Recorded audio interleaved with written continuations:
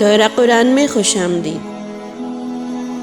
سیکھنے کے اس خوبصورت سفر کا آج 12واں دن ہے۔ 12ویں پارے سے ایک بہت خوبصورت جملہ، قرآن جملہ آج ہم آپ کے لیے لے کر آئے ہیں۔ پیارے بچوں، ایک دن حضرت ابراہیم کے گھر چند مہمان آئے، بہت خاص مہمان۔ وہ عام مہمان نہیں تھے بلکہ فرشتے تھے جو انسانوں کے روپ میں آئے تھے۔ انہوں نے حضرت ابراہیم علیہ السلام کو ایک خوشخبری دی، اللہ کی طرف سے ایک پیغام دیا جو اللہ تعالیٰ نے ان فرشتوں کو دے کر بھیجا تھا کہ حضرت ابراہیم کو یہ بتا دیں۔ کیا خوشخبری تھی؟ اللہ تعالیٰ نے حضرت ابراہیم کے لیے یہ پیغام بھجوایا تھا کہ آپ کے گھر بیٹا پیدا ہوگا۔ یہ بات جب ان کی بیوی حضرت سارہ علیہ السلام نے سنی تو وہ بہت حیران ہوئی، اتنی حیران ہوئی کہ ان کے منہ سے نکلا ان ھذا لشیء عجیب، یہ تو بہت عجیب بات ہے، میں تو بوڑھی ہو گئی ہوں، کیا واقعی اللہ تعالیٰ اب ہمیں اولاد دے گا؟ یعنی حضرت سارہ اتنا زیادہ حیران ہوئی، اتنا زیادہ حیران ہوئی کہ ان کے منہ سے یہ بات نکلی۔ پھر واقعی اللہ تعالیٰ نے انہیں حضرت اسحاق علیہ السلام عطا فرمائے۔ یعنی اس کا مطلب یہ ہے کہ اللہ تعالیٰ کچھ بھی کر سکتے ہیں، کیونکہ فرشتوں نے حضرت سارہ سے کہا کیا آپ اللہ کی قدرت پر حیران ہیں؟ اور پیارے بچوں، اللہ کی قدرت واقعی ہمیں حیران کر دیتی ہے نا؟ ہمارے ارد گرد جتنی نعمتیں ہیں، ہماری ارد گرد جتنی چیزیں ہیں، اور بعض اوقات ایسا ہوتا ہے کہ کوئی ان ایکسپیکٹڈلی ہمیں کوئی خوشی ملتی ہے یا کوئی ایسی چیز دیکھنے کو ملتی ہے جس پہ ہماری عقل دنگ رہ جاتی ہے، ہم بہت حیران ہو جاتے ہیں، تو پھر ہمیں کیا کہنا ہوتا ہے؟ ہم کہتے ہیں سبحان اللہ۔ تو آج ہم ایک نیا قرآنی جملہ سیکھ رہے ہیں جو کسی بھی ایسی حیرانی کی بات پہ، اللہ کے کسی قدرت پہ، کسی نعمت کے مل جانے پہ، کسی ناممکن بات کے ممکن ہو جانے پہ ہمارے منہ سے نکلے ان ھذا لشیء عجیب، یہ تو بہت عجیب اور حیرانی والی بات ہے۔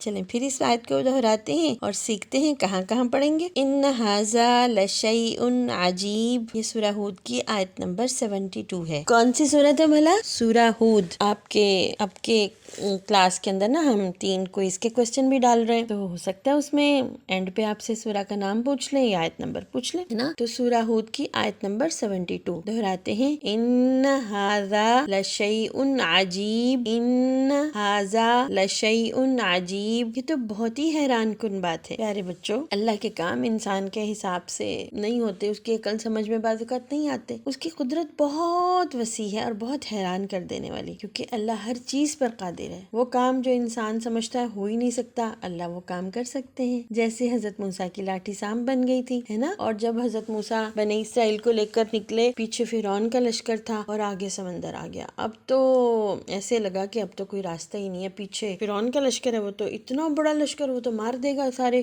حضرت موسیٰ اور ان کے ساتھیوں کو۔ لیکن اللہ نے کیا کیا؟ اللہ نے سمندر میں ان کے لیے راستہ بنا دیا، سب دنگ رہ گئے، سب حیران رہ گئے، ہے نا؟ اور پھر دیکھیں معجزہ اسی کو کہتے ہیں نا، کہ ایسی بات جو انسانی عقل سے باہر ہو، جس کو انسان سوچ ہی نہ سکے کہ ایسا بھی ہو سکتا ہے۔ جیسے پیارے نبی صلی اللہ علیہ وسلم نے اپنی انگلی کے اشارے سے چاند کو اللہ کے حکم سے جب انگلی کی چاند کی طرف کی تو اللہ کے حکم سے چاند جو ہے وہ 2 ٹکڑے ہو گیا۔ کیسی عجیب بات تھی، ہے نا؟ ان ھذا لشیء عجیب، ایک دن آپ سو کر اٹھیں اور آپ کو پتہ چلے کہ بابا آپ کے لیے سائیکل لائے ہیں، ان ھذا لشیء عجیب، ہے نا؟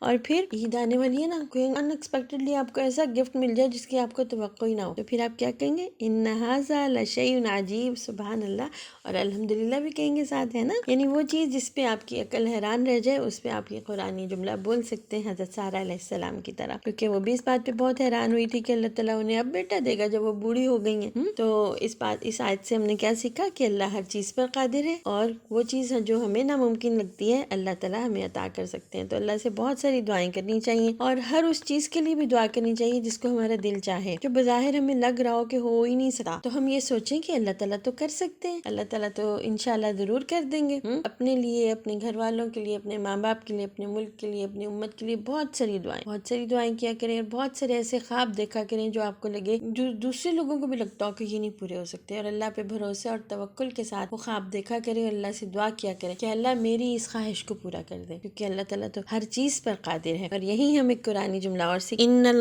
ان اللہ علی کل شیء قدیر، ان اللہ علی کل شیء قدیر، بے شک اللہ تعالیٰ ہر چیز پر قادر ہے۔ تو آج کے 2 قرآنی جملے ہم نے سیکھے، جس میں ہم نے یہ سیکھا کہ اللہ تعالیٰ کی قدرت بہت وسیع ہے، اور بہت سارے ایسے کام کر سکتا ہے، بہت سارے ایسے کام اللہ تعالیٰ کی اس کی قدرت میں شامل ہے جو انسانی عقل جن کے بارے میں سمجھ ہی نہیں رکھتی کہ وہ کیسے ہو گئے یا کیسے ہو سکتے ہیں۔ تو یاد رکھیں گے نا ان دونوں جملوں کو، ان ھذا لشیء عجیب، سورہ ہود کی آیت نمبر 72، اور سورہ ہود کی آیت نمبر 4 کا ایک حصہ ان اللہ علی کل شیء قدیر، آج کے لیے اتنا ہی۔ السلام علیکم ورحمۃ اللہ۔